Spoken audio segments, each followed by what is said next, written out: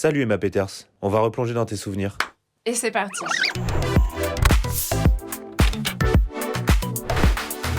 Say something, I'm giving up on you. Ça, c'est vraiment la honte, par contre. Ça date de ouf. Quand on a ouvert la chaîne YouTube en 2016, c'est la toute première vidéo qu'on a uploadée. En anglais, je sais pas pourquoi, alors que je chante qu'en français maintenant. Ça, c'est du dossier, ça. Au début, on s'est dit qu'on allait faire des vidéos avec ma sœur, et ma sœur, comme vous avez pu le voir, était très petite, et elle s'en foutait complètement de faire des vidéos sur YouTube. Donc après, j'ai repris un peu le contrôle de la chaîne YouTube, et j'ai fait des vidéos. C'est là qu'a commencé un peu le genre ce qu'on a fait en famille, on l'a ouvert aux autres.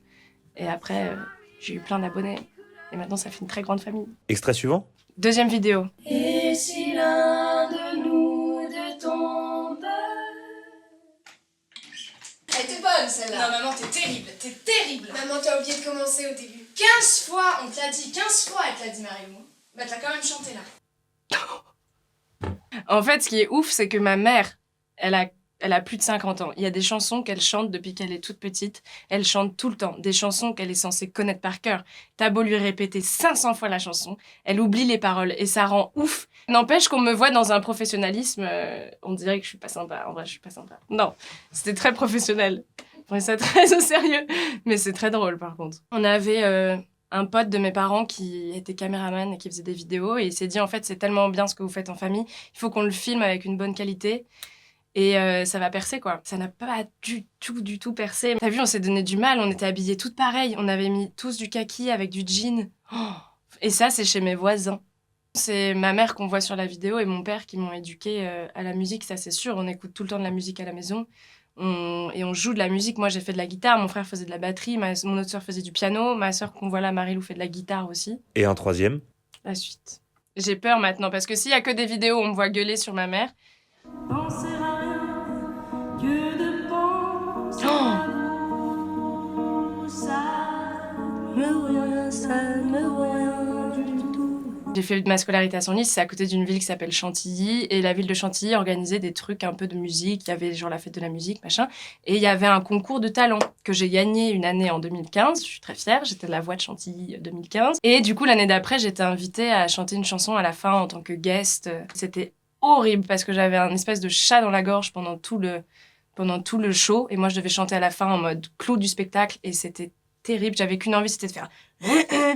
Et maintenant, je sais que si jamais ça m'arrive, il faut pas hésiter à faire et à reprendre parce que là, franchement, c'était les premières scènes, quoi. J'étais comme ça, c'était horrible.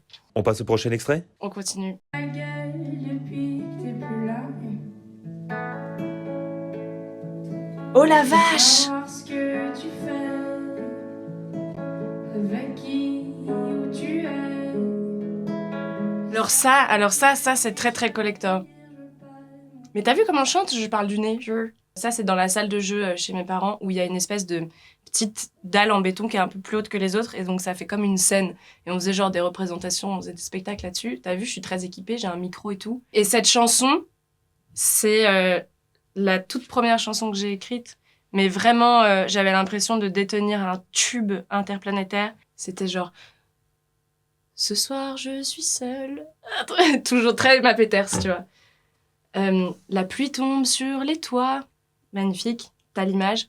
Je tire un peu la gueule depuis que t'es plus là. Toujours. Dans la dépression, j'avais dû me faire larguer encore une fois. Et ça c'est très collector. Cinquième extrait. La suite. Je t'offrirai de beaux bijoux, des fleurs pour ton appartement. Oh, j'ai le filet de bave et tout, la honte. Et juste à côté de Milan, dans une ville qu'on appelle Beria. Incroyable. Alors ça, c'est incroyable. C'est genre on est en voiture tous ensemble, musique à fond, on chante, on gueule et personne ne parle, quoi. C'est des moments qui sont dédiés à la chanson. C'est trop bien. Et ça, c'est une des chansons préférées de ma maman, Si j'étais un homme, de Diane Tell. Et pour la petite histoire, j'avais fait un concours de chant dans ma région et je me suis retrouvée en finale face à ma mère qui s'était inscrite aussi. Elle a chanté cette chanson en finale et elle a gagné contre moi. Je lui en veux encore. C'est pas grave. On avance. Dernier extrait. La cocaïne a pris ma famille.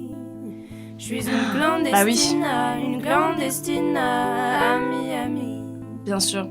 Et je lui ai dit, aime-moi, prends-moi dans tes bras, et je n'ai plus personne. Et ça, c'est Clandestina, ça c'est une des premières covers avec Trop beau de L'Homme Pâle qui m'a ramené plein de monde et qui a fait que mon nom a circulé un petit peu. Cette version-là a été remixée par des DJ en Russie. La cocaïne, a pris ma famille.